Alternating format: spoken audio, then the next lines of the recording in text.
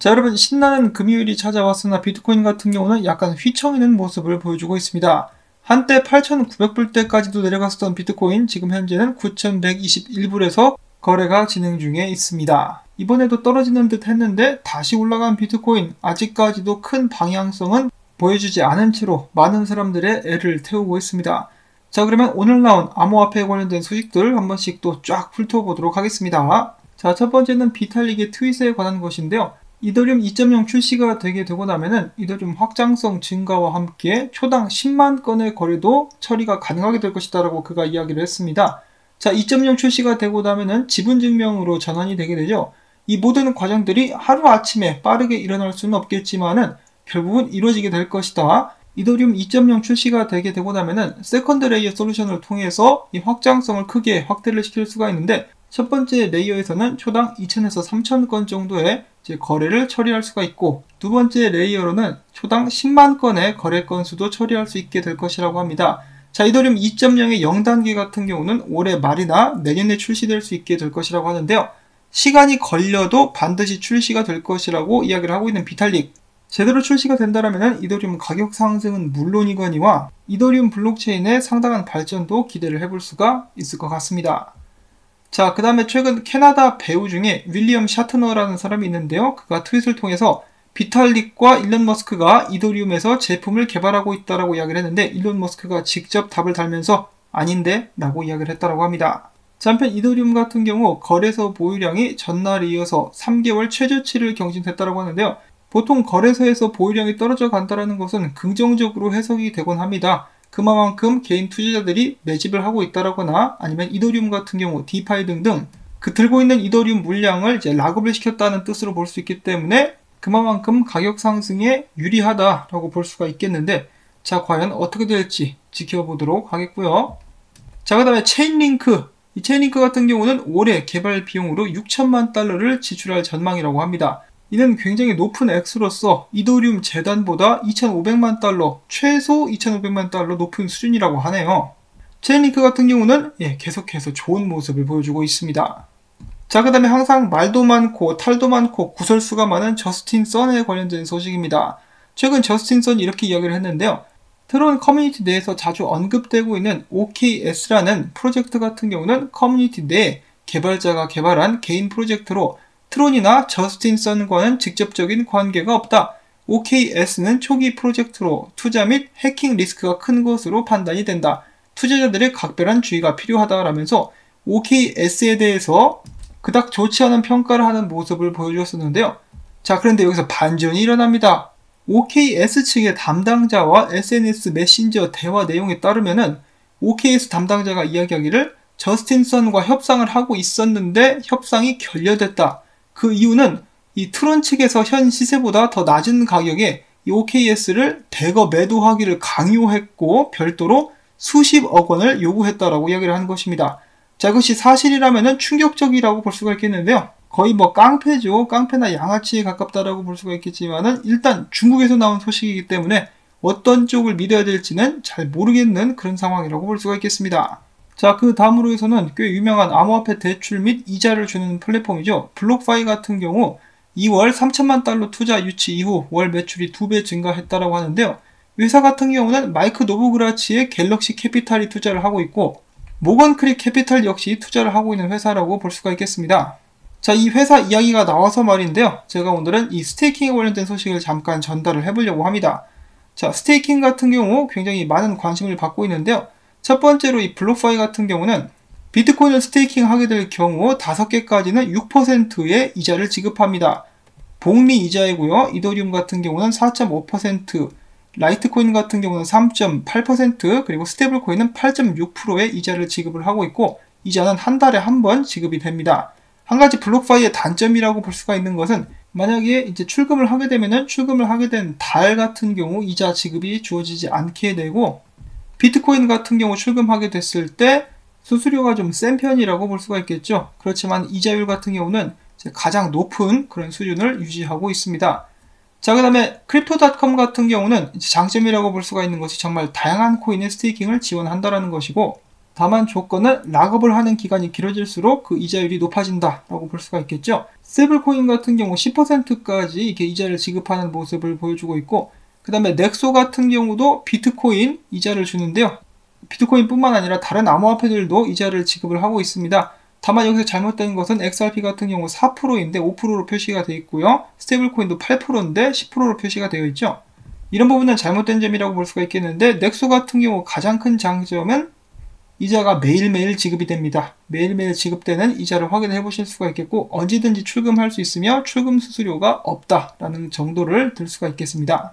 이 외에도 이자를 지급하는 플랫폼으로서 셀시어스를 들 수가 있겠는데요. 사용법들은 대부분 간단합니다. 각 플랫폼에 가입을 하시고 이제 코인을 옮겨놓기만 하면은 자동적으로 이자가 지급이 되게 되는데, 크립토닷컴은 조금 다릅니다. 앱을 다운받으시고 크립토 earn이라는 메뉴를 선택하셔서 직접 스테이킹을 진행을 하셔야만 이자가 지급이 되겠습니다. 관심 있으신 분들은 한 번씩 알아보시면 좋을 것 같고요. 자, 그 다음엔 테더에 관련된 이 디크립트에서 재밌는 이야기를 해가지고 잠깐 가지고 와봤습니다.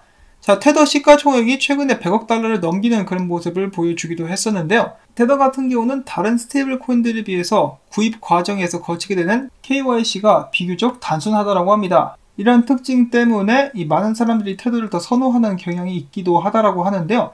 자, 바로 특히 테더를 많이 사들이는 곳이 중국이다라고 하죠. 중국인들이 테더를 많이 사들인 다음에 비트코인을 그렇게 많이 산다라고 합니다. 지난 비트코인 떡락 때 빠르게 비트코인이 회복할 수 있었던 것도 테더의 수요에 의한 비트코인 매수가 많아서였다라고 그들은 이야기를 하고 있는데요. 지금 현재 테더 시총이 높죠. 이런 상황을 두 가지로 해석을 해볼 수가 있겠는데, 첫 번째로는 비트코인 가격을 올려주기 위해서 대기를 하고 있는 것, 두 번째로는 정반대로 비트코인이 곧 떡락할 것 같으니까 테더 쪽으로 피신해 있는 것, 이렇게 예측을 해볼 수가 있다라고 하네요. 자, 그리고 잠잠해질만 했더니 피토시프가 다시 한번 비트코인을 공격하고 나섰습니다.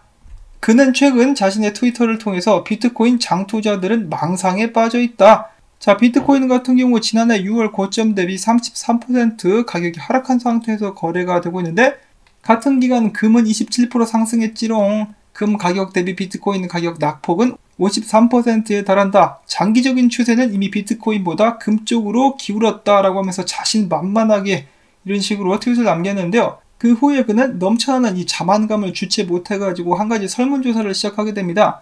사람들에게 물었습니다. 금 1온스가 비트코인 하나의 가격을 따라잡으려면 얼마나 시간이 오래 걸리겠느냐. 그랬더니 사람들이 선택한 답변 1위는 바로 이것이었는데요. 금은 절대로 비트코인 시세를 따라잡을 수가 없을 것이다. 그런 일은 일어나지 않을 것이다 라고 68%가 대답을 했습니다. 참 민망하겠네요. 자, 그런데 피터시프의 이러한 야망도 헛된 것은 아닙니다. 지금 현재 비트코인 가격이 9,000불대에서 이제 왔다리 갔다리 하고 있는데요. 자, US Debt Clock이라는 사이트에 오시면은 미국의 빚을 실시간으로 이렇게 확인을 해보실 수가 있죠. 이 사이트의 메뉴 중에는 달러 to 실버 레이시오가 있고 달러 to 골드 레이시오가 있는데요. 이게 뭐냐면은 해마다 이제 달러가 늘어난 수치와 금이 채굴된 양을 비례를 해봤을 때 어느 정도 가격이 적정한 것인가, 뭐 이런 식으로 비율로 매겨놓은 것이라고 보실 수가 있겠습니다.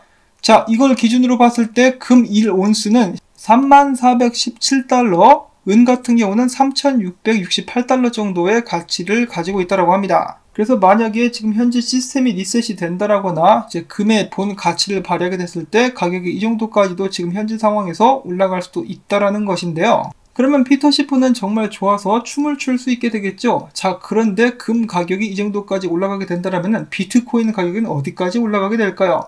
그 여하에 따라서 피터시프가 춤을 추다가 엎어지게 될지 아니면 춤을 추다가 샴페인을 터뜨리게 될지 알 수 있게 될 것 같습니다.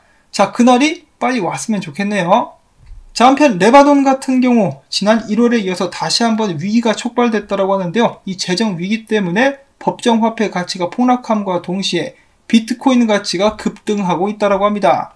자, 10년 전만 해도 이 레바논 리라, 원 리라의 가치는 0.67비트였는데 지금은 2사토시밖에 안 된다고 하죠. 그런데 업데이트 돼가지고 이제는 원 사토시, 1리라가 사토시 하나밖에 안 된다고 합니다. 이 그냥 똥 되는 거죠, 법정 화폐가. 자, 문제는 이것이 레바논에서 그치지 않고 저는 전 세계로 퍼져나가게 될 것이라고 봅니다. 많은 금융 전문가들도 이제 화폐 위기가 오고 있다라고 이야기를 하고 있는데, 그렇다면 한국은 어떨까요? 한국은 정말 튼튼해가지고 아무런 위기가 오게 되지 않을까요? 아니면 한국도 위기를 맞이하게 될까요? 그렇게 됐을 때 비트코인이 사기라고 외쳤던 사람들 너도 나도 달려들어가지고 비트코인을 매수하는 그런 진풍경이 펼쳐지게 되지 않을까 싶습니다. 자, 비트코인의 유명세는 계속해서 높아져만 가고 있는데요. 최근에 모건 크릭의 폼플리아노 그리고 미국 유명한 개그맨이라고 하는데요. 빌버가 함께 이야기를 하는 시간을 가졌었는데 자, 스트리밍이 보여지고 있죠. 자, 이 시간을 통해 가지고 빌버가 이렇게 이야기를 했다고 합니다. 나도 비트코인을 매수 중이다. 비트코인을 사들이고 있다. 그러자 폼플리아노가 이것에 대해서 이렇게 이야기를 했는데 7월 1일 빌버가 앞으로 18개월 동안 이어질 역사적 강세장의 스타트를 끊었다라고 이야기를 한 것인데요. 강세장 같은 경우는 한 3년에서 5년 정도 지속이 되지 않을까 싶은데 자, 아무튼 이 빌버라는 사람은 이렇게 생겼습니다. 어디서 본 적이 있는 것 같기도 하고 아닌 것 같기도 한 그런 모습을 보여주고 있는데요. 비트코인을 열심히 매수하고 있다고 합니다. 나중에 부자 되시겠어요? 자, 그 다음 소식으로 지난 2주간 탈중앙 금융 디파이에서 이더리움이 아니라 비트코인을 예치한 물량이 2배로 증가했다고 합니다. 이에 대해서 금융 전문 뉴스 플랫폼 디파이언트의 창업자가 이야기하기를 이더리움 네트워크에서 1억 달러 규모 이상의 비트코인이 유통되면서 두 자산 간의 상관관계는 그 어느 때보다 긴밀하게 묶여있다. 이 디파이 프로젝트에 비트코인이 활용되는 그런 모습도 제가 계속해서 확인을 해볼 수가 있었고요. 자, 그 다음으로 위해서는 비트코인 분석을 또 안 볼 수가 없겠죠. 분석 나온 거 몇 개씩 보고 넘어가도록 하겠습니다.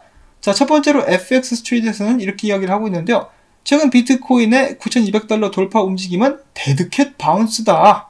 방심할 수 없다라고 이야기를 하면서 현 단계에서 추가 상승 모멘텀도 제한적으로 보인다면서 신중할 것을 이야기를 했고요. OKX 분석가 같은 경우는 비트코인이 9,150달러 지지선을 성공적으로 지켜낼 수 있다면 9,400달러 돌파도 가능하게 될 것이지만 그렇게 하지 못할 경우 다시 9,000달러 이하로 떨어질 가능성도 있다라고 이야기를 하고 있습니다. 지금 현재 비트코인 가격 같은 경우는 9,200과 9,150달러 아래에 머물고 있기 때문에 하락세가 가중되고 있다라고 저희가 판단을 해볼 수는 있겠죠. 자, 그 다음 분석으로 크립토 제레마이라는 분석가는 이 비트코인이 8,600달러를 지지해주지 못한다라면은 7,000불대 초반까지 떨어지게 될 수도 있다라고 하는데요. 지금 9,000불대에 걸쳐져 있는데 너무 부정적으로 보는 것은 아닌가라는 생각이 들긴 하는데 한때는 8,000불대도 터치를 하긴 했었죠. 자, 그 다음에 페라스와이 분석가 이야기하기를 지난 65일 동안 비트코인은 8,600달러에서 10,000달러 사이를 왔다 갔다 하면서 두 번의 가짜 상승을 보여주었었다. 최근 8,900달러까지 떨어졌었으나 바로 사서 올려주는 모습이 나왔는데 비트코인이 9,260달러를 사수해주는 것이 중요하다. 못 버티면은 8,600까지 떨어지고 8,600이 깨지면은 7,700달러까지 하락하게 될 수 있다라고 이야기를 하고 있습니다. 그래서 비트코인은 하락이냐 상승이냐 아직까지 결정을 내리진 못한 상태다라고 상황을 예의주시하면서 보고 있었고요. 자, 그 다음에 마찬가지로 굉장히 유명한 분석가죠. 데이비드 웨이브 같은 경우는 자신이 또 최근에 어떤 모델을 만들었는데 이것에 의하면은 비트코인 다음 상승 같은 경우는 이제 작년에 3,000달러에서 14,000달러대까지 올라갔었던 이 정도의 상승력이 두 번 터져 나오게 될 것이다. 그래서 결과적으로는 10만 달러를 넘어가게 될 수 있을 것이다 라고 이야기를 하고 있는데요. 기간을 보게 되면은 2021년 9월 정도라고 확인을 해볼 수가 있겠는데 약간 좀 오버하는 것이 아닌가 싶기도 한데 데이비드 웨이브 같은 경우는 이제 지난 하락도 기가 막히게 맞춘 그런 사람이기 때문에 이번 분석도 맞을 수 있기를 바라봅니다. 자, 그런데 여기서 또 한 가지 함정이 있죠. 이렇게 상승하기 전에 비트코인 가격 보시면은 어렴풋이 봤을 때 7,000불대 중반까지 혹은 초반까지 떨어지는 그런 모습을 확인을 해볼 수가 있습니다. 그래서 이렇게 한번 떨어진 후에 높게 상승한다라고 예측을 하고 있는 것인데 저희가 조금만 기다려보면 데이비드 웨이브의 분석이 맞는지 안 맞는지 알 수 있게 되겠죠. 자, 비트코인이 10만 달러 넘어갔을 때 이제 금이 3만 달러 정도 되게 되는 그런 그림도 나오게 될 수 있지 않을까라는 생각을 해보면서 자, 오늘 영상 약간 좀 길어졌는데 또 바로 마무리를 하도록 하겠습니다. 자, 여러분들 일주일 동안 수고 많으셨고요. 저도 좀 열심히 일을 했는데 이 영상이 좀 도움이 됐다, 재밌었다 싶으시면은 여러분들 아시죠? 유튜버들의 주 수입원이라고 볼 수가 있는 이 광고 시청 한 편만이라도 마지막까지 재생 그리고 광고주 방문 및 좋아요 여러분들께 바로 부탁을 전해드리면서 저는 다음에 또 새로운 소식 가지고 인사를 드리도록 하겠습니다. 평안하고 행복한 하루 되시길 바랍니다. 안녕히 계십시오.